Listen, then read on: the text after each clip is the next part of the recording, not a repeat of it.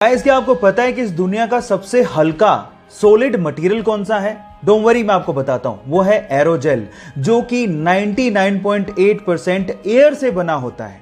ये सुन के आप लोग हैरान रह गए ना? अब आप लोग इसको देख के सोच रहे होंगे कि शायद ये हीट के कांटेक्ट में आते ही मेल्ट हो जाएगा या जल जाएगा या हीट को ट्रांसफर करने लगेगा। तो यहां पर आप गलत हैं। एक्चुअली एरोजेल एक बहुत ही अच्छा हीट इंसुलेटर है। अबे बहुत अच्छा हीट इंसुलेटर है और साथ ही साथ ये हल्का होता है। इसी वजह से नासा इसे अपने स्पेस प्रोजेक्ट्स में मशीनरी को इंसुलेट करने के लिए इस्तेमाल भी करता है। लेकिन इसकी प्रोडक्शन कॉस्ट बहुत ज्यादा होती है। वो है 60 लाख रुपए पर केजी, जो कि सोने की कीमत से भी ज्यादा है। ये इंटरेस्टिंग फैक्ट जान के आपको कैसा लगा? अगर मैं आपसे सवाल पूछूं कि व्हाइट एंड ब्लैक ये दोनों क्या है, तो आप लोग क्या कहेंगे? ऑब्वियसली आप लोग जवाब देंगे कि ये दोनों कलर्स हैं। लेकिन साइंस, स्पेशली फिजिक्स में इन्हें कलर माना ही नहीं जाता। फिजिक्स के हिसाब से कलर वो होते हैं जिनकी एक स्पेसिफिक वेव लेंथ हो, लेकिन व्हाइट और ब्लैक की कोई स्पेसिफिक वेव लेंथ होती ही नहीं है। सिंपल भाषा में समझाऊं तो व्हाइट में हर कलर मौजूद होता है, इसलिए उसकी कोई स्पेसिफिक वेवलेंथ नहीं होती, और ब्लैक में तो कोई कलर होता ही नहीं है, इसी वजह से उसकी भी कोई स्पेसिफिक वेवलेंथ नहीं होती। मैक्सिको में एक बहुत ही रहस्यमय जगह है जिसका नाम है द जोन ऑफ साइलेंस। अब क्या खास है इस जगह में, मैं आपको बताता हूं। यहां पर घड़ियों की सुइयां अचानक से रुक जाती हैं, रेडियो के सिग्नल काम करना बंद कर देते हैं, कंपास की सुई चारों तरफ घूमने लगती है और आपके मोबाइल के सिग्नल वो भी पूरी तरह से ठप पड़ जाते हैं, यानी कि पूरा का पूरा कम्युनिकेशन एकदम ठप।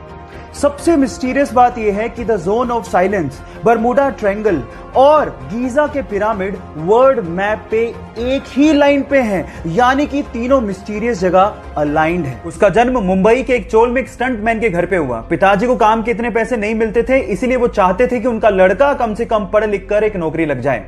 इसके लिए उसने इंजीनियरिंग की पढ़ाई पूरी की, लेकिन इसी दौरान जब उसे एक जॉब का लेटर मिला तो उसने अपने पैशन के लिए उस जॉब के लेटर को फाड़ते हुए कहा कि वो 9 से 5 की नौकरी के लिए नहीं बना है। इसके बाद उसने गैंग्स ऑफ वासेपुर में एज एन असिस्टेंट काम शुरू किया और फिर पीछे मुड़ के कभी नहीं देखा। मसान मूवी से उसने सबका ध्यान अपनी तरफ खींचा, राजी मूवी से सबके दिलों में जगह बनाई और संजू मूवी के कमली किरदार से उसने सबको रुला के रख दिया। फिर उसके बाद उरी मूवी में दमदार किरदार करके नेशनल अवार्ड तक जीता। 3 साल पहले जिसे कोई जानता तक नहीं था, आज उसने अपनी एक्टिंग और अपनी मेहनत से करोड़ों दिलों में जगह बना ली। विकी कौशल के इस मेहनत के लिए एक लाइक तो बनता है।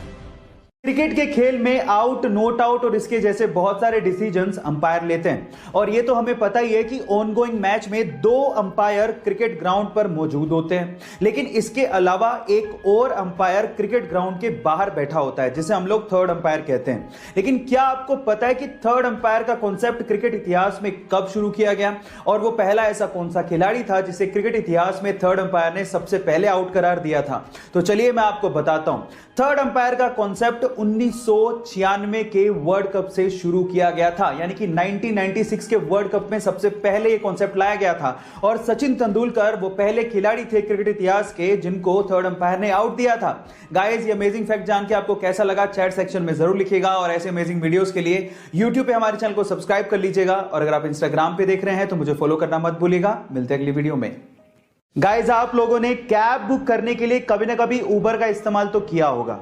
इंडिया में तो हम लोग उबर से सिर्फ कैब ही बुक कर सकते हैं, लेकिन अगर आप दुबई के रहने वाले हैं या फिर आप दुबई जा रहे हैं तो वहां से आप उबर के थ्रू हेलीकॉप्टर की राइड भी बुक कर सकते हैं। जी हां गाइस, ये बिल्कुल सच बात है। दुबई में आप हेलीकॉप्टर की राइड भी उबर से बुक कर सकते हैं, और वो भी सेम ही तरीका है जैसे आप कार बुक करते हैं। इसके लिए आपको ऐप में जाना है, हेलीकॉप्टर की राइड को बुक करना है, और उसके बाद जो भी आपकी लोकेशन होगी वहां पर सबसे पहले उबर की कैब आएगी, आपको पिक करेगी और हेलीपैड पर लेके जाएगी, और वहां से आपका हेलीकॉप्टर राइड शुरू हो जाएगा। और इसके लिए लगभग आप लोगों को 500 से 600 दिराम, यानी कि लगभग 10 से 12 हजार रुपया खर्च करना पड़ सकता है ना? Amazing fact. गाइस, ऐसी अमेजिंग फैक्ट्स के लिए यूट्यूब पे हमारे चैनल को सब्सक्राइब कर लीजिए, और अगर आप इंस्टाग्राम पे देख रहे हैं तो मुझे फॉलो करना मत भूलिएगा। मिलते हैं अगली वीडियो में।